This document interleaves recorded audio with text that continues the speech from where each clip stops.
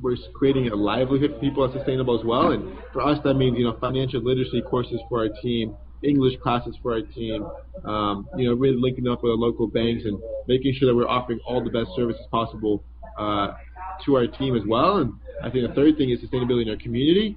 And that's something where we're always trying to work on offering getting involved as much as possible in the community, be it donating our mushroom compost, doing workshops in schools, inviting schools out to our farm to really kind of learn about what we're doing and hope to inspire other kids as well. And to us, all that is sustainability, and it's something that we try to kind of live by and always strive for. So would you imagine, or would you describe your whole process to be a cradle-to-cradle process? Like the impact of your business as being pretty close to zero impact, or are you still working on it? Yeah, I think at our core, I think it is. I think the bulk of what we're doing is, the most of our product is the coffee grounds, and get that at home. We grow your mushrooms, and then once you're all done with that, your leftover waste from the kit, the leftover coffee grounds, mixed with the mushroom roots, turn into a really rich soil amendment for any of the plants at home. So you can kind of add more value to that in some sense. It's like the waste of waste still has value to it. So I definitely think that's a big part of who we are. But at the same time, we're always looking to improve ourselves. We know that there's countless other ways we can become more sustainable, more efficient, with energy and resource-wise. And we're constantly looking to improve our packaging, improve our products, improve our warehouse operations. But I think we are excited about the fact that at our core, it's kind of taking waste, adding value to it, and then our own waste to sell something that people can, reuse. So I have this image of you guys in my mind in the early stages of your startup as going from one local Peet's coffee shop to another with a wheelbarrow collecting big garbage bags of coffee grounds. And I'm really curious about what the logistics are of collecting all this waste from coffee shops. Like, what was it like for you guys in the beginning, and how did you scale that? Yeah, your image isn't too far off. That's the coolest thing about it. So literally, we're going in there every morning with with a dolly and picking up their waste every morning. And we started off at one cafe, and it's funny because when we first started off, we didn't really know how they were going to react. We kind of went in there kind of nervous and anxious, like we're going to ask for the coffee grounds, what are they going to say? And I still remember the first time we asked one of the cafes, the one right next to our campus in Berkeley, and the barista was like, "Absolutely, you can take this from us." And we kind of quickly was like, "Hey, this is clearly an issue that they don't want to deal with. Waste is a big, big problem," and they were excited to get rid of it. And I think one of the hardest things at first is really training and working with all the stores to separate their waste and separate the coffee grounds out into a kind of separate bin, because we don't want to collect everything else. So that takes some kind of work and training with a lot of different local cafes. But once we got that set up now, in the back of every cafe we work with can have one bin for their their trash, another bin for the coffee grounds. It says kind of mushroom guys don't touch, and we put all their coffee grounds in there. And every morning now, we start about 5 a.m. and have a morning collection route. We drive by about 30 cafes or so, and in some sense, we're like the valet trash collectors. We go into the back of the cafes, take this bin, put it on a trolley, bring it back to our van, empty out the grounds, put the bin back into the store, and kind of go on to the next store, and eventually bring it all back to our mushroom farm every single morning. So it's I don't know, we are in some sense at our core valet trash collectors for our partner cafes. How many pounds, or maybe it's tons now, of coffee grounds do you guys reuse per year? So last year we collected and diverted. It was actually a big milestone for us. We hit 1 million pounds of coffee grounds diverted and reused last year in 2011. And since then we've actually scaled it up quite a bit. And right now at least we're doing about 40,000 pounds a week per week of coffee grounds collected, primarily from Peet's Coffee. Wow, that's shocking how much coffee we actually consume.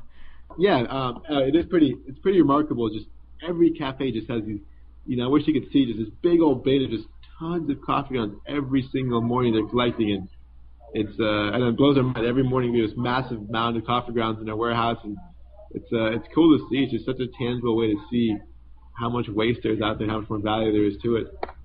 So it sounds like this whole process of collecting the waste, that's a really huge input for your company. That whole process actually led to some pretty significant partnerships with your company. Can you talk a little bit more about your relationship with Peet's? Absolutely. So Peet's is it's been one of the most exciting things for our company. You really, I think, first just starting off with them, and since fostering a really, really deep partnership. And it started off with just us collecting coffee grounds from them, a couple cafes, and as we started to kind of grow and become scale up, they actually came back to us and kind of said, hey, you guys are here every single morning at the same time that Waste Management is here. We're already paying Waste Management, so why don't we pay you guys to make this official? And that was such an awesome, exciting period for us. We're getting paid to make a slight profit off of our biggest raw material, the coffee grounds. It's a really cool win-win where we're taking the grounds off of their hands, do something more sustainable with it, and in turn, we get to cover our costs in some sense for our biggest raw material. So that was kind of the first kind of major step up in the partnership, and since then now we've actually started really partnering much more closely where every kit we sell has a $2 off coupon for a bag of Peet's coffee in our kits. We're actually cross-merchandising now in retail and grocery stores where we're putting our kits on their Peet's coffee racks in the grocery aisle, and they're putting their Peet's coffee bags on our mushroom kit displays in the produce department.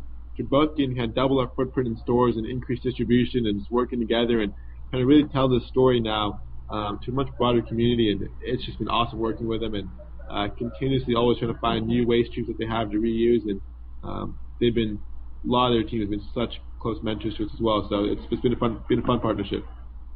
It's actually really interesting how this partnership just seemed to have evolved between your companies really organically, because some entrepreneurs really go after partnerships in a very strategic way, but this one almost kind of seems like it was, almost too good to be true.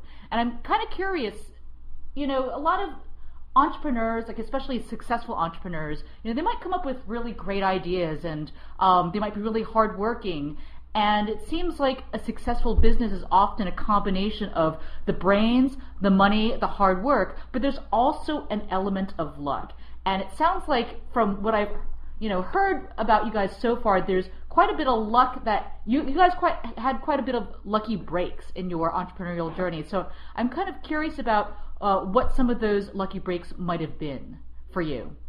Yeah, absolutely. I know. I definitely think we've been very fortunate, and both Alex and I both really kind of at our cores believe in energy and just believe in things coming together when you see them aligning, just kind of running with them, and things happen for a reason. We really, really believe that. At the same time, it's advice for other entrepreneurs, and I would love to say this because it's something that we don't want. I think a lot of people look at this company and kind of realize and think, oh, it's a matter of just a couple lucky breaks that happen, and it's funny too because a lot of times we don't talk about the countless other people that partially that didn't develop or things that didn't work out, and I think the ones that do are really kind of highlighted, and it's really cool to see how they did work out and flourish. But I really believe that luck is something where it's you work a ton, you put yourself in a ton of different opportunities, and by the law of just chance and probability, some of them are going to work out, some of them won't be. And I think to an outside perspective, the ones that do work out, it can look like you're lucky, but they don't see the other 99 failures that you had to get that one chance that can be considered lucky. So I don't want have other entrepreneurs lose spirit and look at this. Oh, this is just like a fairy tale. You guys are really lucky. I think it's just a matter. You put in the hard work. You open up a lot of doors for yourself. Some which will stay open, some which will close. And as you keep on moving forward, the ones that stayed open for you can be considered luck, but you know that it was because of the hard work you put into it. So we really kind of believe in that too. It's just luck is a matter of the amount of energy you put into something. But like for us, definitely I think the luckiest thing in some sense was that one, these buckets even grew. We had no idea what we were doing when we got started off. We planted those 10 buckets, and we got we were fortunate that one of them actually grew because that really inspired us to continue running with us. We saw that one carved mushrooms and how beautiful they looked, number one, and then two, we were able to get those to get tested out by some chefs. So that was a big moment for us, and I think as in so many other ways, I think it's people you meet and just relationships that have been cultivated. We really do feel fortunate. I think looking back to the Bay Area is such a great place to start this. It's a really cool combination in the Bay Area of entrepreneurship, I think a passion for entrepreneurship, a passion for food, and a passion for social enterprises. And I think that cross section of those communities has really given us a great foundation here, and a lot of great mentors and advisors to reach out to as we look to grow back to the roots. So you mentioned energy a couple times in your kind of description of what luck looked like for you. I mean, I hear a lot about the importance of the entrepreneurial mindset in terms of attracting or generating success and more opportunities and favorable circumstances. Do you guys actively practice maintaining positive attitude and gratitude and all the different energetic shifts that some entrepreneurs would say actually play into the law of attraction and is actually the fundamental catalyst in terms of whether or not a business venture is successful or isn't? Absolutely. I think at least for us, Alex and I both really, really believe in that, to our cores, in that, and we try to, obviously the analysis that goes into everything, but at the end of the day, we've made business decisions and, created relationships and foregone relationships, business relationships, based on that kind of energy you can feel from people, and, we try to surround ourselves constantly with that kind of positive mindset, and people who share that mindset as well, because I think it's something so powerful, and I think we really believe in it, positive energy and attracts other energy similar. I think it's allowed us to form some of these really cool partnerships, and we found people who really share that same vision and passion for the work we're doing. And I think it's an understanding that we have that if people come together with that same kind of energy and that same really optimistic look towards what they're working on, really cool things can happen. And we look to that as important, if not more important than anything else, in kind of creating new relationships for our business. So you have some really great partnerships. You have this one going on with Peet's Coffee. You also had one that kind of started off from the inception of your business with Whole Foods. Yeah, so are there any other partnerships you'd care to talk about, and any advice to entrepreneurs on how to secure powerful partnerships like that? Yeah, I think the biggest advice that we could probably offer, I think it's more of a lesson we've learned, is that, number one, that's partnerships are by far the most important thing to grow a business. It's, people out there have been there, done that, it's kind of not replicating and spinning the wheel. It's kind of forming partnerships with people who've already done this work, are passionate about it too, and you can leverage each other's strengths. And I think two is that always looking at every relationship as a two-way street, even with your suppliers, your customers. There's always kind of value that can be added both ways. And it's something I think has allowed us to really help grow and go deeper with our partnerships. We look at one of the many primary examples, Peet's Coffee, and go from just a supplier kind of relationship to now one where we're going back and forth, offering value to each other. It's let us go so much more deeper and have so much more confidence and trust in each other. So I think it's number one, never undervaluing the power of partnerships, and two, always looking, even if something that looks one-sided, how can both parties kind of offer value back here, and what kind of creative ways are there to work together beyond just that first impression that comes to mind. And I think with Whole Foods and Peet's Coffee, both of those have happened, and it's allowed us to kind of have two awesome partners for the long run.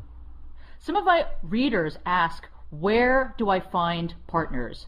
Do you have any recommendations on where aspiring entrepreneurs can find awesome partners? I know there's some, co-founder online dating sites and, Yeah.